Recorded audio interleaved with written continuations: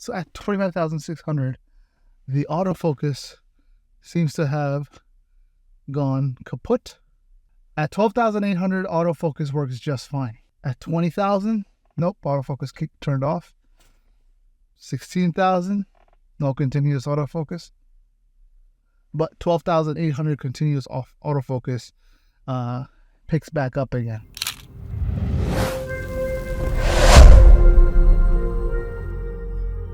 Hey folks, so this video is basically a high ISO noise showcase for the for the Lumix S9. I'm gonna start with 640 ISO, which is the low base ISO of the Canon, keep saying Canon, for the Lumix S9. I'm using a Sigma 24mm f1.4 in full frame mode, using MP4 video, which is 10-bit video. There's different video settings. This camera has a lot of features and options with relation to what you can record in terms of your different file containers, whether they're MP4, MOV, or MP4 Lite and things like that, different bit rates. It's 4K, not open gate or anything like that. Yeah, I'm using the Sigma 24mm f1.4. I have adapted, this is the EF version. I have adapted the EF art using the MC21 right now to the Lumix S9. This is ISO 6400. I am at shutter 1/25, so this is basically 360-degree shutter. It's very underexposed. Also, I am recording this in Vlog L with the Vlog L2 Rec 709 LUT applied in camera, so the LUT is actually being baked into it. So just an FYI. So this is ISO 640. This is 800. Pay attention to the noise in the well, there's not many highlights except for like the lights in the background. It's evening time. This is the kind of context or setting I would be recording low light kind of thing, outdoors at night, family, maybe in the car, things like that. So this is ISO 800. Still underexposed. I'm at f1.4. So the lens aperture is opened up wide. Let's go ahead to 1600. And the cool thing I like about this is that we've got a waveform. We've got a waveform monitor, so I know if I am overexposed or not, which is wonderful. Again, pay attention to the shadows, pay attention to the highlights, the whites in my shirt, and then we'll continue from here. Let's go to 3200. Actually, let's jump straight to 4000. And the reason is because 4000 is the, actually, let me go back. So that's 4000, this is 3200. So a lot of times in indoor settings, I typically go close to a 360-degree shutter. So 1/25 or 1/24 if I can. And then I will go ISO 3200 or 6400 on my APS-C camera, wide open aperture 1.4 or 1.2 if my lens has the option. But I only have one 1.2 lens. It's an old vintage one. But I do have my Sigma art lenses, which are all either 1.8 or 1.4. And so this is typically what I'm looking at here. But now, because this is a full frame lens, I'm looking at ISO 3200 that gives me seemingly a similar look. So again, pay attention to the noise in the shadows, right? This is at 3200. Look at the noise in the shadows, look at the noise in the shadows. And then let me go ahead and bump that up to 4000, right? And so this is 4000, slightly better. Do you notice anything with relation to the noise in the dark areas? ISO 6400. Pay attention to the shadows, pay attention to the highlights.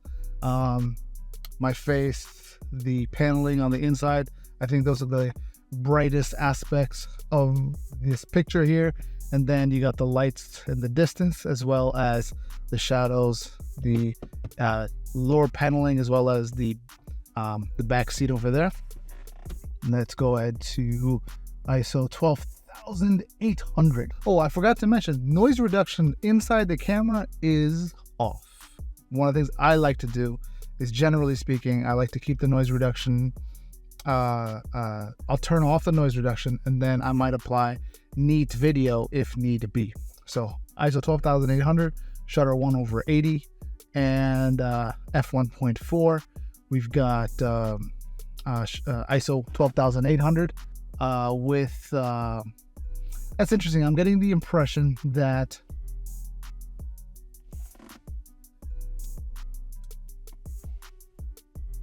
so at 12,000 and 25,600, the autofocus seems to have gone kaput. Is that correct? I don't hear the autofocus working with the adapted lens. So let me go back. Okay, so that's very interesting. At 12,800, autofocus works just fine. But the moment, so if I, at 20,000, nope, autofocus turned off. 16,000, no continuous autofocus.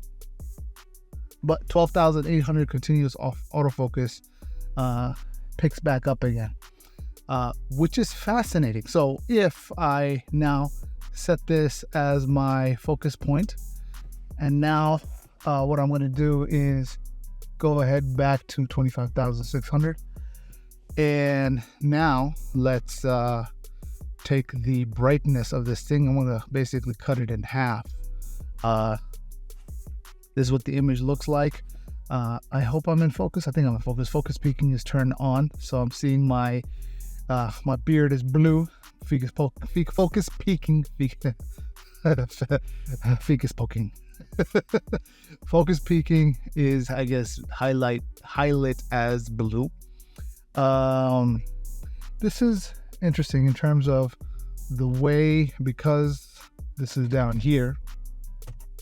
Oh, you know what it is? It's the hood of the car is blocking a lot of the light, so that's why this part of the face is kind of lit up like one of those old 1950s noir TV shows.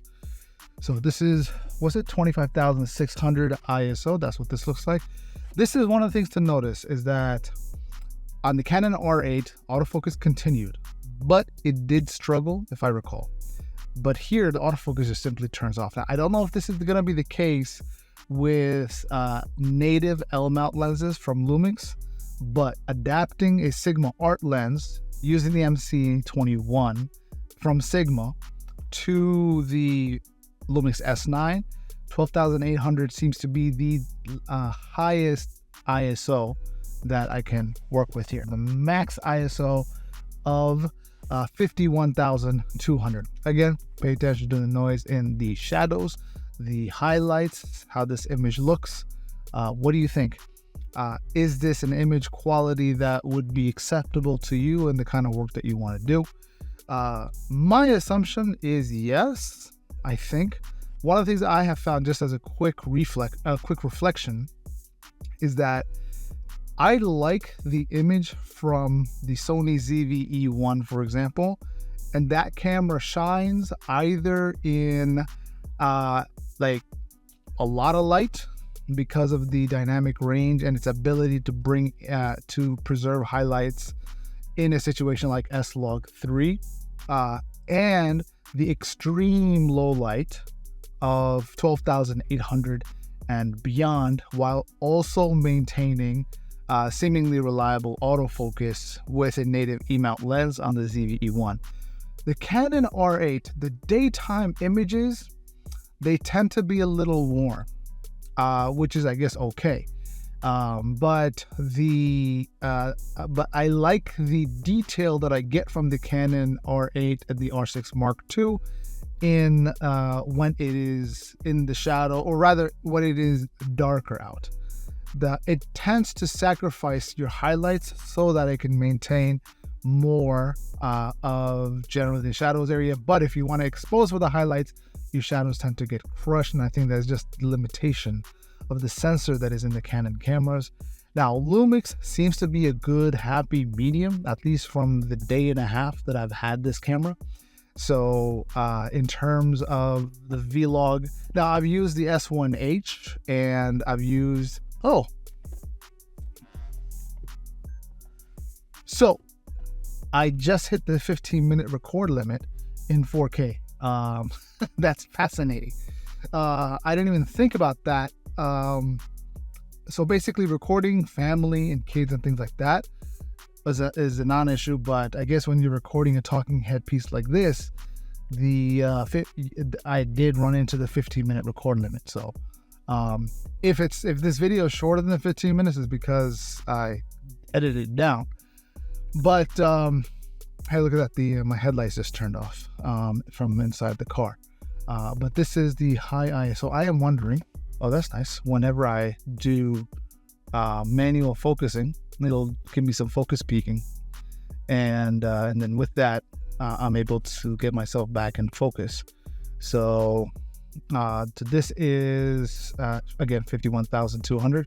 Let's roll it back again, back down to 25,600, 12,800. Turn back, autofocus. Now autofocus is active, but there just isn't enough light for me to 12,800 is not going to be bright enough when you are indoors at night outside in your car, essentially. I remember on the Sony ZV-E1, I was running that thing up to like 100,000 to 200,000 ISO, and I think the autofocus here is struggling. So if I were to say give myself some ambient light with my phone here, turn up the brightness about 50%, and that's what this ends up looking like. So I guess this becomes kind of like a double whammy. Low light, high ISO with relation to also autofocus with an adapted lens, specifically the Sigma Art. And so Sigma Art f1.4, 360 degree shutter. It is a little underexposed. Again, if I go here,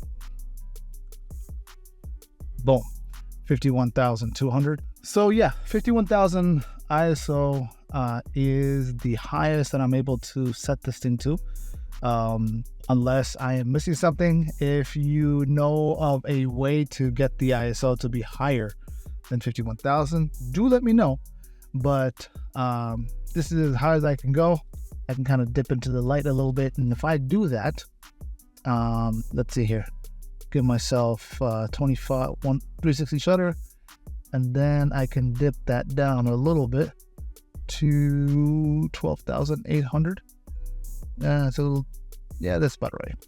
So if I dip into the light, it looks decent.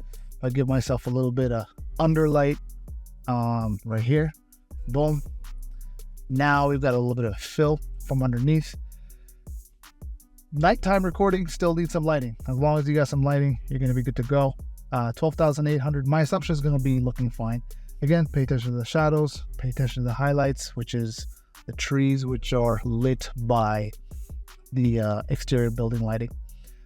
Also, the white balance. So just as a recap,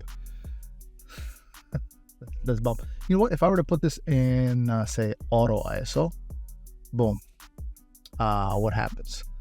And auto ISO, it's going to 6,400, but it doesn't want to bump up higher than that, which is interesting. Okay. Why don't you want to go higher than 640 or 6,400? Maybe it is focusing on the highlights in the distance, and it is setting the auto ISO in relation to that. But let me just go ahead and bump up the ambient light in this vehicle so that I can then, there you go. Actually, put that up. Yep, there you go. White light. This light is really white. Let me turn on night mode, give myself a little bit of warmth. And there we go. This is actually really warm. Not what I was looking for. Anyway. Now it's just completely dark. But so